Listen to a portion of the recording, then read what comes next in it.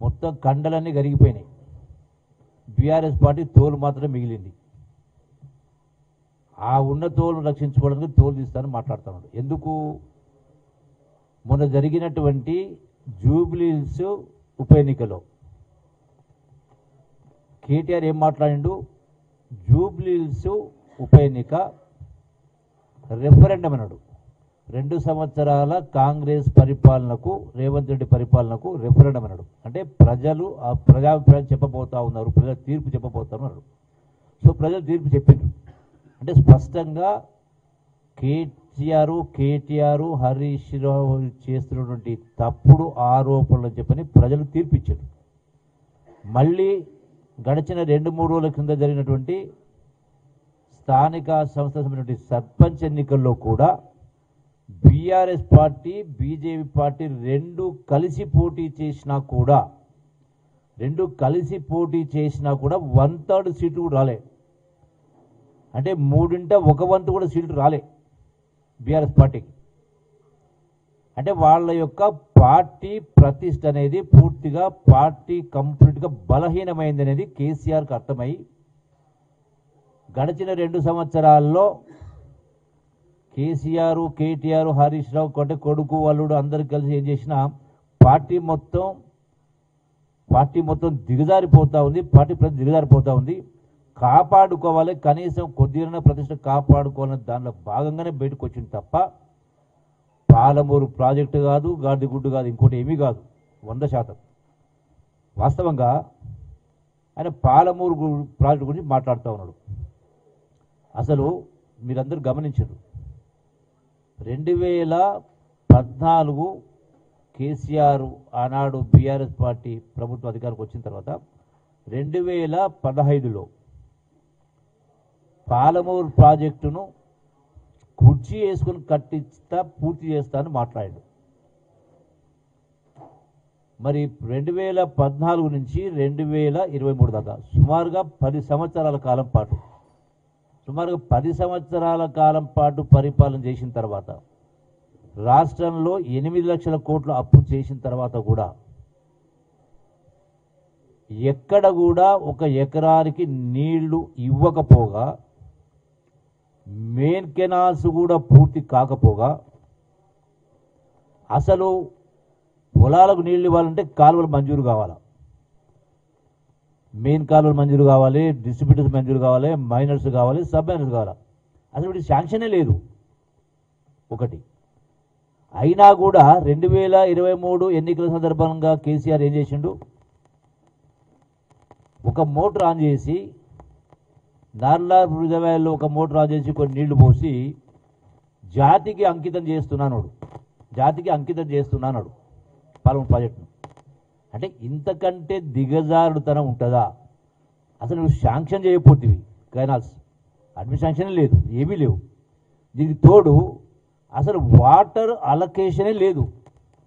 ఈనాటికి కూడా water allocation లేదు, ఎన్విరాన్మెంటల్ క్లియరెన్స్ లేదు. మరి ఏది లేకుండా ఇలా పాలమూరు ప్రాజెక్టుని ఈ ప్రభుత్వం పట్టించుకోవట్లేదు, డిపిఆర్ ఏదో రిజెక్ట్ అయింది అని మాట్లాడుతున్నారు.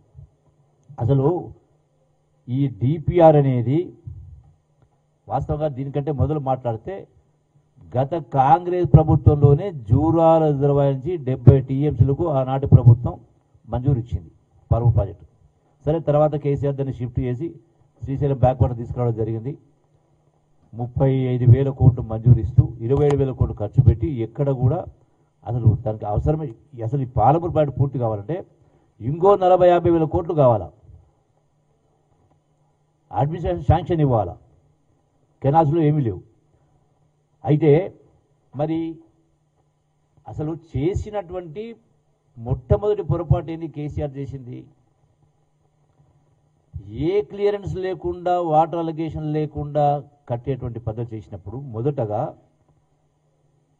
ఎందుకు గ్రీన్ ట్రిబ్యునల్ దీన్ని రిజెక్ట్ చేసింది? పెనాల్టీ 400 కోట్ల రూపాయల పెనాల్టీ వేసింది, మీరు పనులు ఆపండి అని. ఎందుకంటే ఎన్విరాన్మెంటల్ క్లియరెన్స్ లేదు. అసలు మొదలే ఎన్విరాన్మెంటల్ కంటే పని స్టార్ట్ కాకముందుకే ఎన్విరాన్మెంటల్ క్లియరెన్స్ తీసుకొని ఉంటే మన నిధులతోటి మన నీళ్ళు మనం వాడుకునే అవకాశం ఉండింది. ముందు చేసే పని వెనుక పని చేసే దాన్ని ముందు పెట్టే కార్యక్రమం చేసి, సో ఆ తదనంతరం ఏం జరిగింది, వీళ్ళే సుప్రీంకోర్టుకు కేసీఆర్ ప్రభుత్వమే, హరీష్ రావు మంత్రి ఉన్నప్పుడే, కేసీఆర్ దానికి సంబంధించిన ముఖ్యమంత్రి ఉన్నప్పుడే సుప్రీంకోర్టులో మేము ఇరిగేషన్ ప్రాజెక్టు కోసం కాదు తాగునీటి కోసమే వాడుకుంటామని చెప్పని సుప్రీంకోర్టులో పిటిషన్ ఫైల్ చేశారు. మరి ఇప్పుడు నీవు చెప్పేది ద్వంద్వ వైఖరి కదా, ఒకవైపున పాలమూరు ఇరిగేషన్ ప్రాజెక్ట్ అంటున్నావు, మరి మీరు సుప్రీంకోర్టులో ఆ స్టేట్మెంట్ ఎందుకు ఇచ్చారు? ఎన్విరాన్మెంట్ క్లియరెన్స్ లేకుండా, అంటే ఎన్విరాన్మెంట్ క్లియరెన్స్ లేకుండా అసలు పని ముందుకు పోతుంటే మేము ఇరిగేషన్ కోసం కాదు, ఇది ఓన్లీ డ్రింకింగ్ వాటర్ కోసం చేస్తూ ఉన్నామని దానికి ఆపడం జరిగింది. క్రియేటివ్ 400 కోట్లు పెనాల్టీ ఇస్తే అప్పుడు సుప్రీంకోర్టు పోతే సుప్రీంకోర్టు ఈ మధ్య కాలంలో 2025లో మీరు తాగునీటి కోసం మీ పనులు మొదలుపెట్టుకోవచ్చని ఆ స్టే ఎత్తేస్తూ క్లియరెన్స్ ఇచ్చింది. ఒక అంశం. రెండవది, రోజున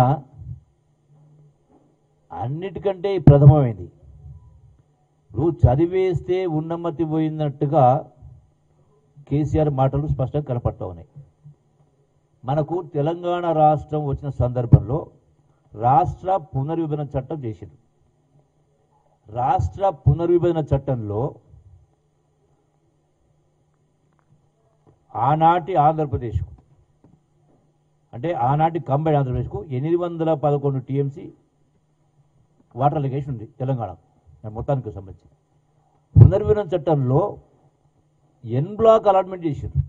అంటే 811 టీఎంసీలు తెలంగాణ ఆంధ్ర కలిపి 811 టీఎంసీ అని ఇచ్చారు. అంటే ఇంత స్పష్టంగా పునర్విభజన చట్టంలో ఇచ్చినప్పుడు మనం రాష్ట్ర ప్రభుత్వం ఏం చేయాలి అంటే, నదీ పరివాహక ప్రాంతం ఎంతైతే ఉంటే, అంటే జాతీయ కానీ అంతర్జాతీయ నీటి సూత్రాల పథకాల ప్రకారం పరివాహక ప్రాంతం ఎంత ఉంటే అంత వాటర్ అలొకేషన్ అవ్వాలి. అది సహజ నీటి ఒప్పందాలు ఉన్నాయి హెల్సింకి ఒప్పందం నుంచి. దాన్ని పక్కన పెట్టి సెన్స్లెస్గా మాకు 290 టీమ్స్ మేము వాడుకుంటాం, 511 టీమ్స్ మీరు వాడుకోండి 10 సంవత్సరాల పాటు ఇచ్చిండ్రు కదా. అంటే లేని హక్కును మీరు ఆంధ్ర వాళ్లకు కల్పించే కార్యక్రమం చేసిండ్రు. ఆ రోజు నుంచి ఈనాటి వరకు మీరు ఈ 10 సంవత్సరాల కాలం ఇదే మన రైట్ కోసం